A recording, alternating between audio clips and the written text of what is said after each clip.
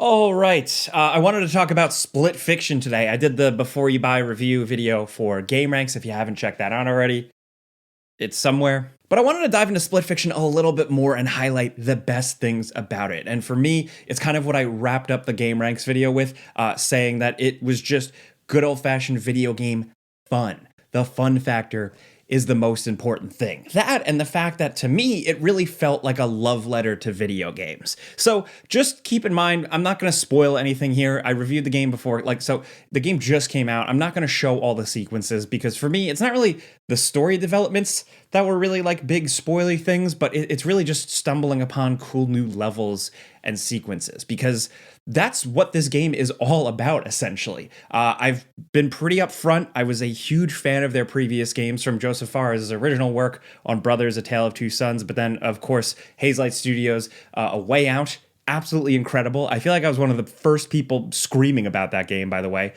Then It Takes Two, of course, sold a lot of copies, like well over a couple of million. It was also like one of my Game of the Year picks, a lot of people's picks. They just understand co-op and specifically couch co-op, but in an interesting and dynamic way, right? Where plenty of games will have good co-op elements, good gameplay elements to encourage you and a friend to, I don't know, shoot down hordes of enemies or try and achieve a thing or score a goal. But with how they approach cooperative play with Hazelight Studios is that I always just like that it feels like they're thinking of ways to get you to communicate with who you're playing with and to kind of, I don't know, like be all over the place, like really have to coordinate, get a little frustrated at each other, yell. If there's one person that's a weak link, it's gonna be funny, it's gonna be frustrating, you know? It's just a good way to, for lack of a better word, I don't know, fuck shit up when you're just playing a co-op game. And I think It Takes Two really, really nailed that and an incredible story, right? So now with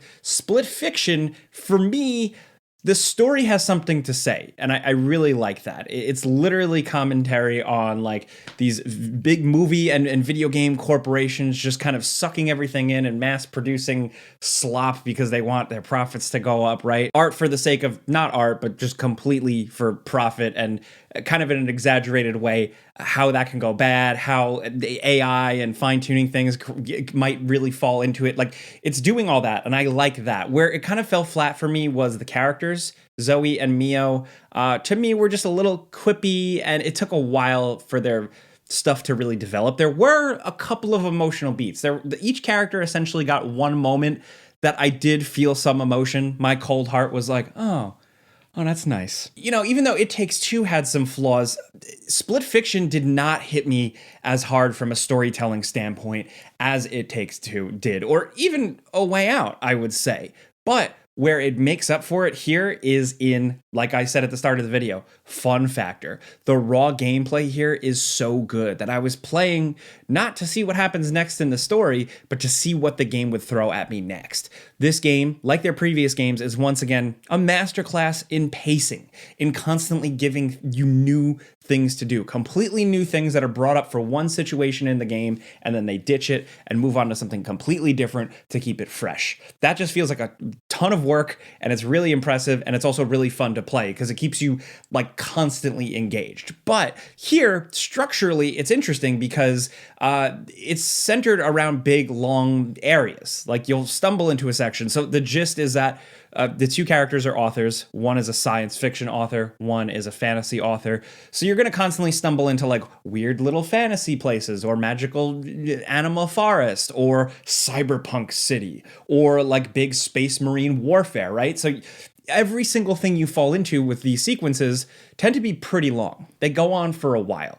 You can argue that they almost drag on for a while, each section, but in each section, there's a bunch of variety, right? So while one section might be like, oh, the run and gun level, right? So you're running, you're shooting, you're doing your thing, you get used to it, you get comfortable doing that. But within that framework, the game throws all different ways of how you have to use that. Sometimes it'll take it away, sometimes it'll add to it. You're going to be changing perspectives pretty constantly. And that's what I liked a lot here. The gameplay genre change-ups, shake-ups, and stuff are just really good. But when you couple that with what Hazelight has mastered at this point for me also is like art direction and sense of scale and really spectacle that just adds to the fun factor. It's not just, ooh, big, beautiful, crazy graphics and explosions for the sake of it. It adds to the spectacle because you and someone you're playing with are just going through insane shit, arguing with each other, trying, come on, let's go, go, go, do this, do that, while also being like, I can't believe this is happening on screen. I can't believe we're throwing our characters through this thing. They double down on spectacle so well here, and again, from both a fantasy standpoint and a science fiction like standpoint, there are multiple moments in the game, and this isn't spoiling anything, but for me, there are multiple moments in this game that feel. Remember, like the big warthog drive at the end of Halo 3, the big one. You know, you get to the end, you do the big jump. There are multiple points in this game that feel like that moment. The spectacle, the stakes, the visuals, all that. And it's awesome. That also kind of leads to my point about how the game is so happy to celebrate and reference video games. There are so many direct references and callbacks to video games. Parts in this game where the game will throw you a new gameplay scenario that is literally ripped from a game and like happy about it. It's not being cute. It's just like, yeah, you like this game? Here it is. Fuck it.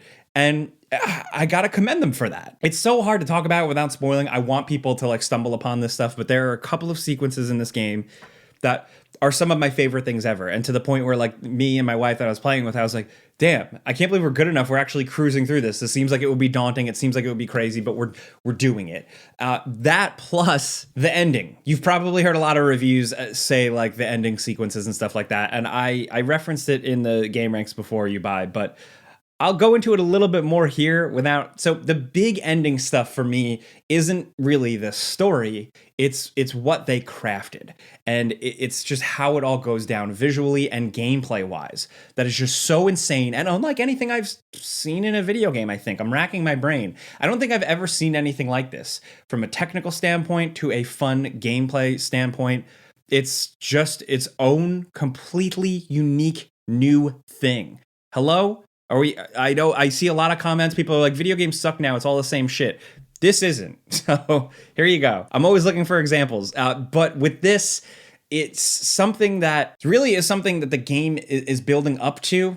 So there's a good sense of spectacle, yes, but also I would say I've used the word awe and kind of like wonder. I know it sounds like a lot. Like it sounds like I'm like being over the top. I'm sorry. But just in terms of like, how is this game a thing? How does this work? There are so many points in the game from a technical standpoint. Even if you're not, like, I don't know how games are made, but I've played enough to just appreciate when something feels like a big deal.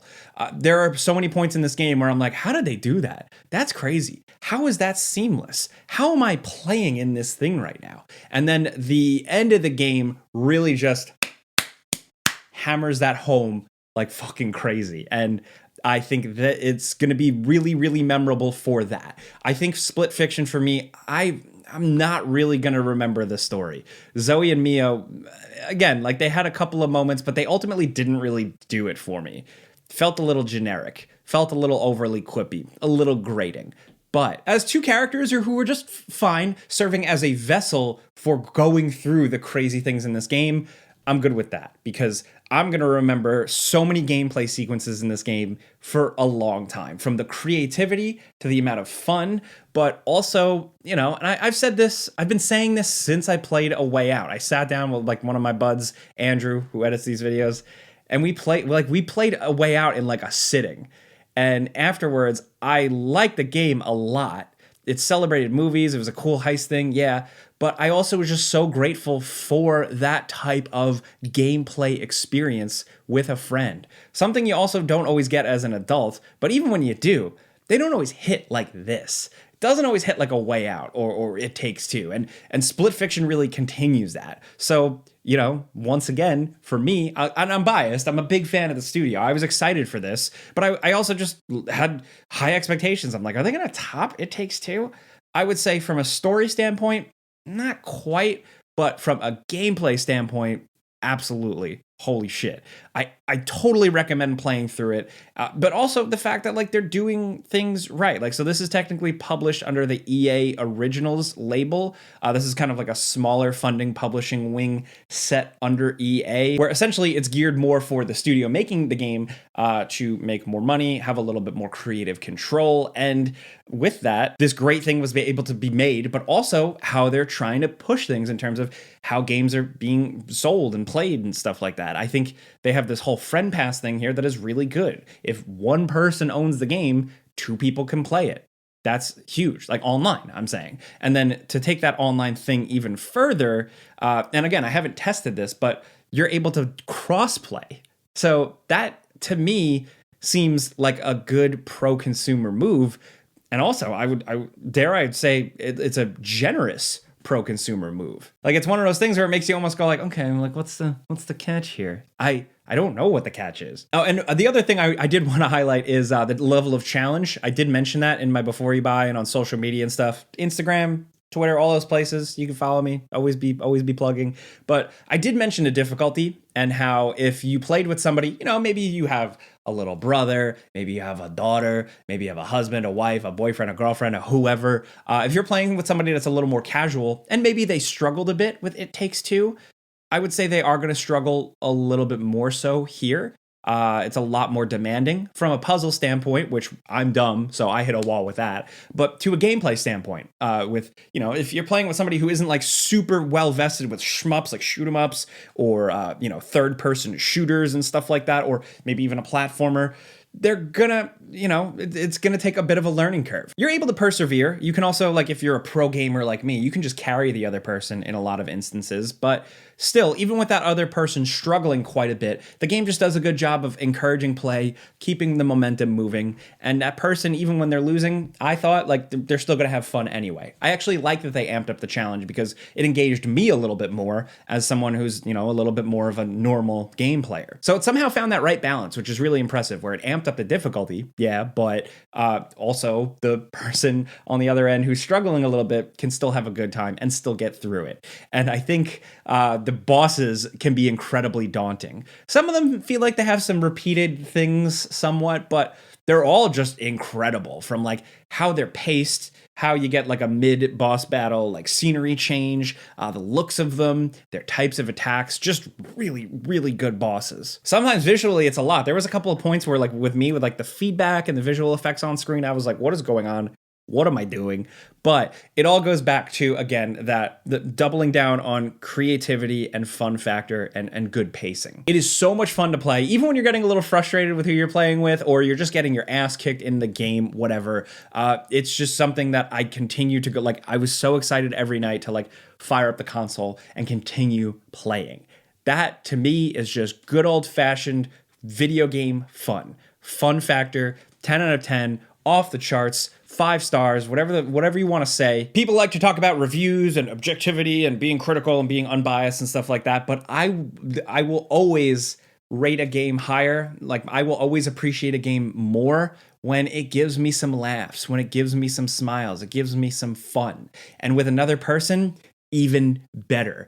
And I say that as somebody who barely plays multiplayer, or I play the occasional couch co-op game, but like, I'm not a multiplayer guy. So a game that gets me this jazzed to play with somebody else and really have a good, genuine shared experience with that person, that goes beyond, oh, the graphics are okay, or, oh, I didn't like the story. That it goes beyond all that stuff. It feels trivial when it just comes down to that type of fun, man. Getting a little intense, but I think that's where I want to wrap it up. I do want to talk about some of my favorite sequences. Maybe I'll do like I don't know, maybe I'll squeeze it in another video somewhere at some point. Just some of the surprises in the game, some of the cool stuff. But I do want to know how you guys feel about it if you're starting to jump in over the weekend when this launches, if you're watching this. I also would love to know your experience with their previous games.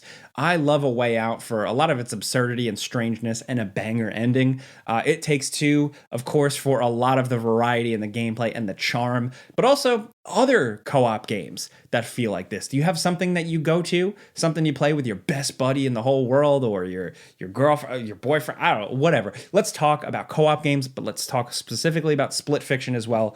I want to hear from you. And if you've watched for this long, thank you, because these are the types of videos I like to make. Just talking about stuff I love. I just putting it out on the internet. That's why I started doing this like almost 15, 14, 13. I don't even know how long, over a decade ago. So if you get what I'm trying to do here, just talk about stuff I like, stuff I love. Clicking the like button helps me out. Thank you. But as always, I'm Jake Baldino. Thank you very much for watching. Subscribe because video games, pizza's on me.